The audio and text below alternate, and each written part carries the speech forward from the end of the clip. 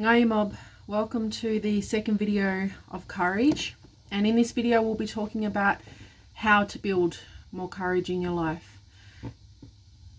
There's many ways to do things, and for some people it will involve talking to other people.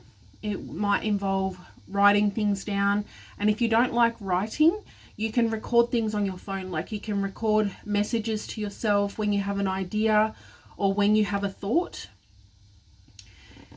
You can get someone to help you. I think this is really important when we're trying to create change in our life. It's not about focusing on the things that we don't like about ourselves or the things that we're trying to change.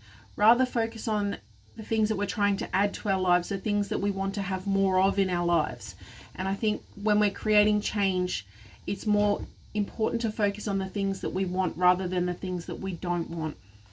This allows us to have a positive mindset, and how we talk to ourselves and how we think about things, particularly ourselves and the things that we're trying to do, is very important to whether we'll be successful in those things. And it takes time. It's going to take effort. But at the same time, it's just one small little step every day. And even if you skip a day, just trying again, over time you will find that the change will happen on its own. It's about consistency, and it's about showing up, and it's also having a process or having a plan on how to do those things. So some of the ways that we can build courage in our life, and remember, courage is like a muscle. The first time we use it, it might be really, really hard. Like the first time you try to do a push-up, it might be really hard, and you might only be able to do a push-up on your knees or on something really high. But if you practice doing 5 push-ups every day for 2 weeks, and then 2 weeks after that you practice doing 7 push-ups every day, and then you'll find that over time you'll be able to move from your knees to your toes, and you'll be able to do more and more. But until you're willing to show up and do the work, you won't be able to build those skills. So with courage is, write down an area you would like to have more courage in. Would it be in being able to speak to more people? Would it be in being able to show up to school and acknowledge that you want to learn, and acknowledge in what you're good at and what you're not good at and what you might need help in? Writing down what you're afraid of. Defining your truth and what it is that's important to you. Investing time in yourself and understanding what it is that you really want out of life. What sort of person do you want to become? What kind of life do you want to live? And it's not just about the things that you want to have. It's who do you want to become as a person? How do you want to wake up feeling? What kind of experiences do you want to have? What kind of friends do you want to have? It's about identifying your fears. And are those fears useful? Because sometimes the fears we have are not our own. Sometimes we've inherited those fears from our family or from our community or from a childhood experience. And some fears are good. Some fears keep us safe.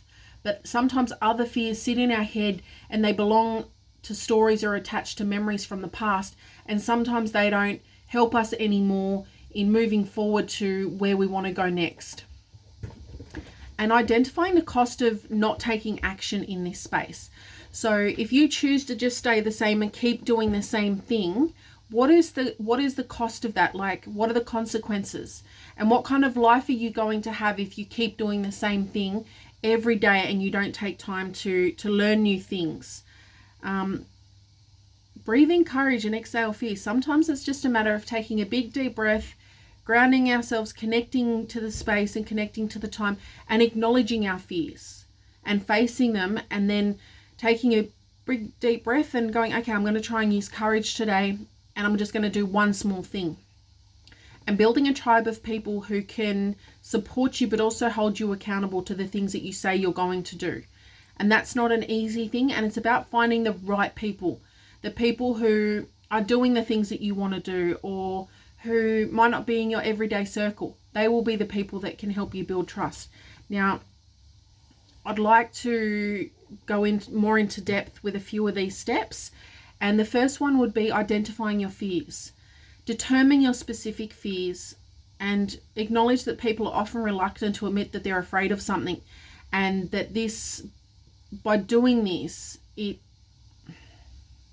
can be a very difficult process to admit to ourselves, let alone someone else, that we're afraid of something or that we don't have confidence in something. But in order to be able to begin to build courage, you need to determine your specific fears in certain areas, or in areas that might be holding you back. And you might not even be aware that you have these specific fears until you begin to think about what causes you to have a lack of fear. So maybe thinking about an area where you might feel fear, or you don't want to show up, and asking yourself, okay, why don't I want to do that thing? And finding someone to talk to about that, someone that you trust. And then write a list of your fears down as you figure them out, like finding a safe space, whether it's on your phone or in a diary or a journal.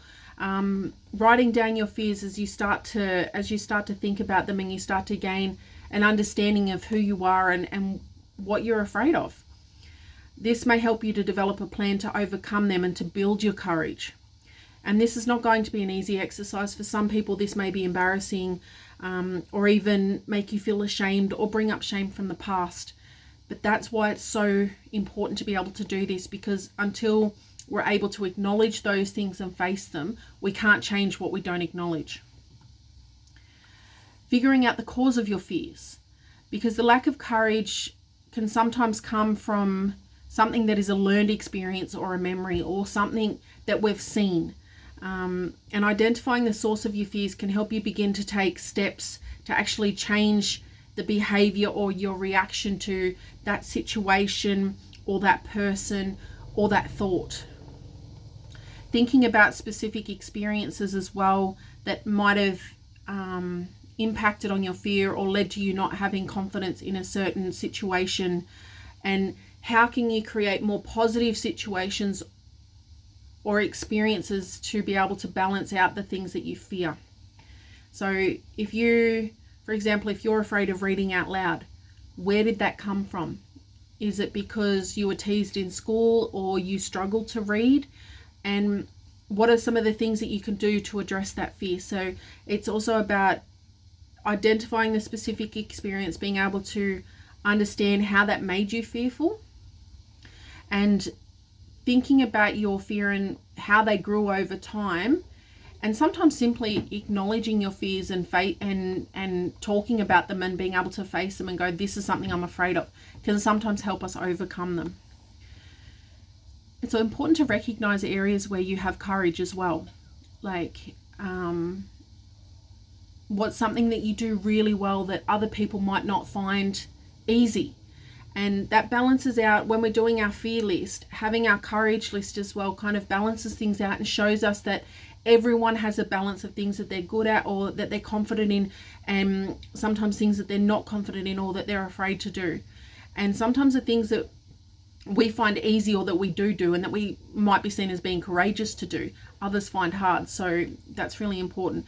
And recognizing your courage can help you to develop your behavior and begin to build courage in other areas.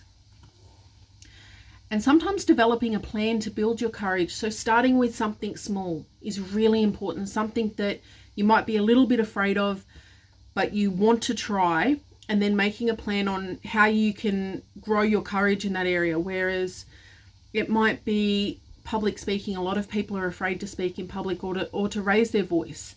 It's how can you start to create opportunities where you can practice doing that? Is it talking in front of a friend about a subject? Is it talking in front of a smaller group of people that you trust about something that you're afraid of or something that you're really passionate about? It's the small important steps that will allow us to grow our courage in small ways, and then small ways slowly become big ways. And the ability to reframe things. So we might have a negative situation or a story in our life, like I can't swim and I'm not a strong swimmer and I really hate water because that one time that I tried to swim, I almost drowned. Now, how can you rethink about that story? What was the situation that happened in that story? Was it because you were young and there was no one there watching you? Is it because you tried to jump into the deep end and you didn't have confidence in yourself and you hadn't been shown how to swim?